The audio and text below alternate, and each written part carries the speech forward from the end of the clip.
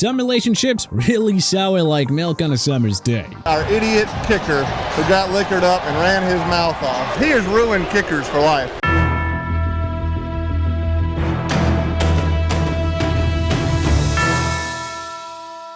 Love the team, but not a big fan of the player. Well, today we're going over all 32 NFL teams' own most hated players. Arizona Cardinals, Patrick Peterson. The 2018 Cardinals denied Peterson's trade request. After 2021, signing with the Minnesota Vikings, Peterson took shots at general manager Steve Keim. Peterson then disrespected the Cardinals after the Vikings' 2022 win 34-26 during Week 8 of the season. Got a good boy.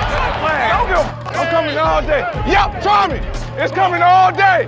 Watch. Atlanta Falcons, Takaris McKinley. The Falcons drafted McKinley after their 28-3 collapse in Super Bowl 51. McKinley requested a trade in 2019. He badmouthed the Falcons on Twitter and was fined and then released. Not exactly a pleasant end for McKinley or Falcons fans. Baltimore Ravens, Billy Cundiff. Cundiff was the Ravens kicker from 2009 to 2011, helping the Ravens reach the playoffs in his 3 seasons there. Cundiff went on to miss a game-tying kick in the 2011 AFC Championship against the New England Patriots, just barely losing 20-23. He was then released and replaced with rookie Justin Tucker. Buffalo Bills, Vontae Davis. Davis, 2-time Pro Bowl cornerback with the Miami Dolphins, Indianapolis Colts, and Buffalo Bills, originally signed a 1-year deal with the Bills to strengthen their defense. It didn't go well. Davis removed himself from a game against the Los Angeles Chargers, stating that he was done. Yeah, that's right. Davis gave up, only playing half a game. Have you seen anything like that in your NFL Never career? seen it ever. Pop Warner, high school, college, pros, never heard of it, never seen it.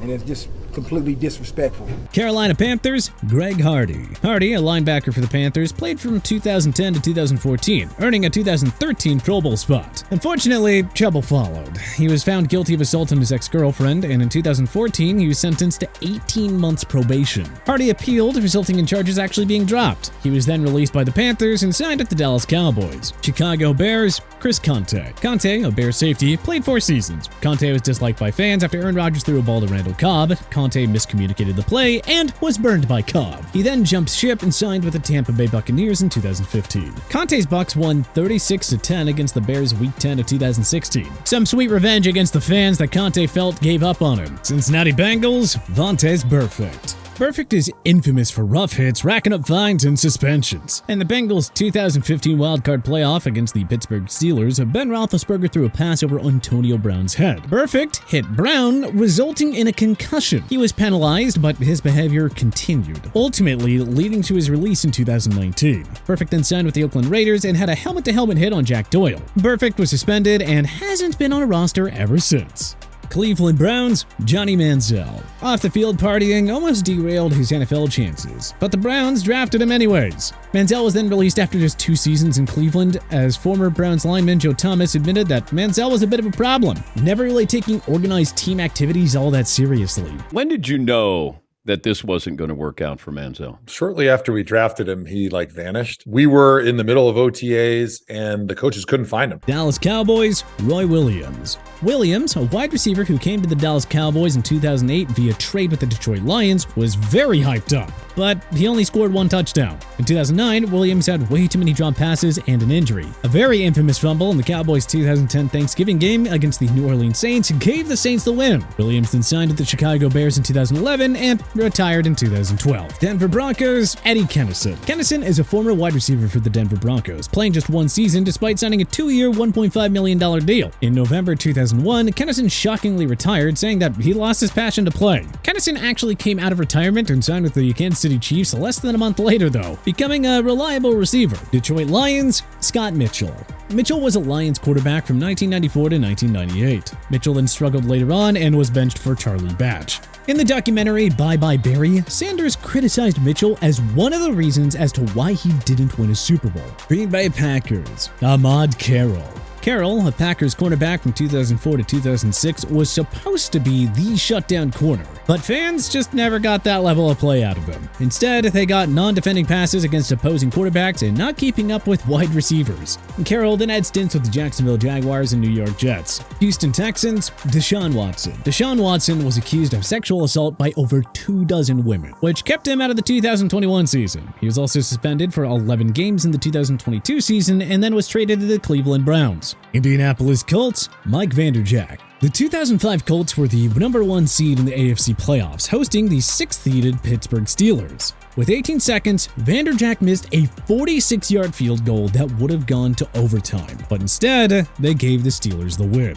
Jacksonville Jaguars, Hugh Douglas. Douglas, a 3-time Pro Bowl defensive end for the Philadelphia Eagles, signed a 5-year, $27 million contract with the Jaguars in 2003. Douglas's time in Duval County was very short. He was released by the Jaguars and then re-signed with the Philadelphia Eagles in 2004. Kansas City Chiefs, Larry Johnson. Johnson, one of the most controversial figures in the NFL, was a 2-time Pro Bowl running back for Kansas City. Johnson has been arrested 6 times for assault, domestic battery, disturbing the peace, and domestic violence since 2003. 4 of those arrests took place during his time in the NFL. Las Vegas Raiders, Antonio Brown. Brown, a 7-time Pro Bowler, was traded from the Pittsburgh Steelers to the Raiders in 2019. Brown's antics included freezing his feet in cryotherapy, wearing an old helmet banned by the NFL, over which he threatened to retire, and ultimately, Brown demanded that the Raiders release him. Los Angeles Chargers, Marlon McCree. In the AFC divisional round, McCree picked off Tom Brady and looked like he had iced the game for the Chargers. McCree tried a lateral cut and had the ball stripped, resulting in a score for the Patriots.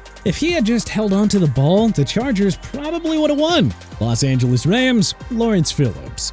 Phillips was drafted by the then St. Louis Rams in 1996 to replicate Jerome Bettis' production. Phillips wasn't all that productive. He rushed for 1,265 yards and scored 12 touchdowns in 2 seasons. The Rams released Phillips because, well, he just wasn't showing up to practices and team meetings. Phillips signed at the Miami Dolphins, but trouble followed. Phillips was arrested for assaulting his girlfriend and hitting 3 teenagers with his car. He was sentenced to prison for 31 years. Miami Dolphins, Dante Culpepper. Culpepper suffered a knee injury that damaged his ACL, PCL, and MCL in the 2005 season, and he was traded to the Dolphins in 2006. He wasn't exactly fully recovered. He played in 4 games for 1-3. He then injured his shoulder and was benched for Joey Harrington. Culpepper was then released in 2007, signing with the Oakland Raiders. Minnesota Vikings, Percy Harvin. Harvin, a Vikings Pro Bowl wide receiver from 2009 to 2012, was a problem in the locker room. Harvin wasn't happy with the team's choice of quarterback, Christian Ponder. His ego put both parties at odds, resulting in the trade to Seattle. New England Patriots, Cassius Marsh. Marsh really didn't like head coach Bill Belichick's style. Marsh reportedly tantrumed over playing time in Week 11 against the Oakland Raiders, and he was released shortly after. New Orleans Saints, Jason David. After winning a Super Bowl with the Indianapolis Colts, the Saints signed Davis to a 4-year contract. But unfortunately, David's production dipped and was burned in coverage by opposing offenses. David was then released before the start of the 2009 season. New York Giants, Tiki Barber.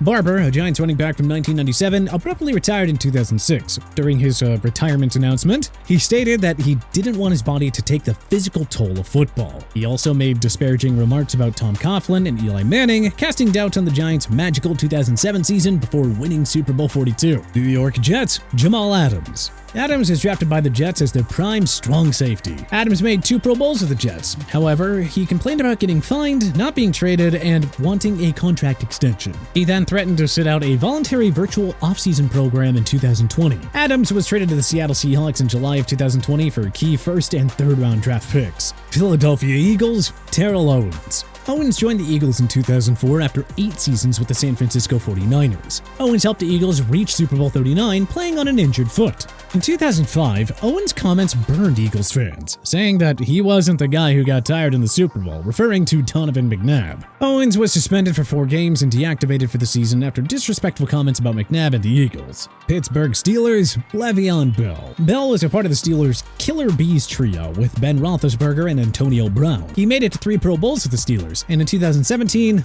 well, Bell wasn't happy when the Steelers franchise tagged him instead of paying him. So, Bell then sat out the 2018 season. He was released by the Steelers and then signed with the New York Jets in 2019, where his production dipped massively.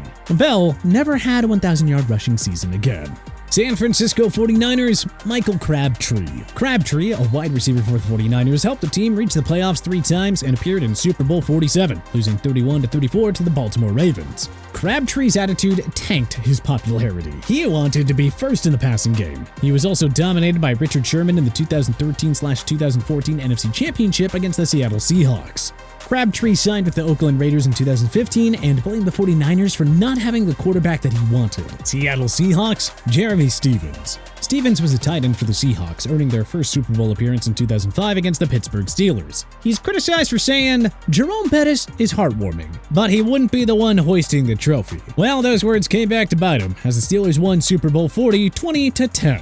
You see, Stevens dropped 3 passes despite scoring the Seahawks' only touchdown. Stevens also had off-the-field issues, including reckless driving and an arrest for DUI. Tampa Bay Buccaneers, Keyshawn Johnson. Johnson is best known for joining the Tampa Bay Buccaneers in 2000, helping the team win Super Bowl 37 against the Oakland Raiders. Unfortunately, Johnson's prima donna attitude soured the Bucs faithful. A heated argument with Bucs coach John Gruden in 2003 resulted in Johnson being deactivated for the season. The Bucs then traded Johnson to the Dallas Cowboys in 2004. Tennessee Titans, Vince Young.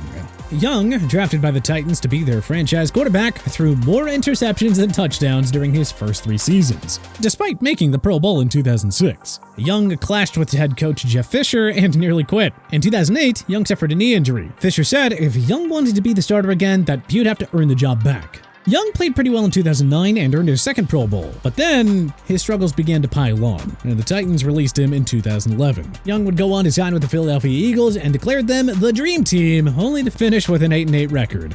Washington Commanders, Albert Haynesworth. Haynesworth signed a 7-year, $100 million deal with Washington in 2009, despite being offered more money by the Tampa Bay Buccaneers. Haynesworth's time in Washington was an absolute embarrassment. He was not the 2-time Pro Bowler from his time in Tennessee. Haynesworth was then traded to the New England Patriots under Bill Belichick in 2011, and he was released and then signed with the Buccaneers, marking the end of his NFL career. But what player in your favorite team's history do you think is the most hated? Do you agree with our list? Let us know in the comments section below. If you like this video and learned a thing or two, clicking the like button helps out a ton. And hey, we appreciate it. If this is your first time coming around to TPS though, subscribing is a great idea because we put out videos like this every single day. But as always, thanks for watching and we'll see you guys next time.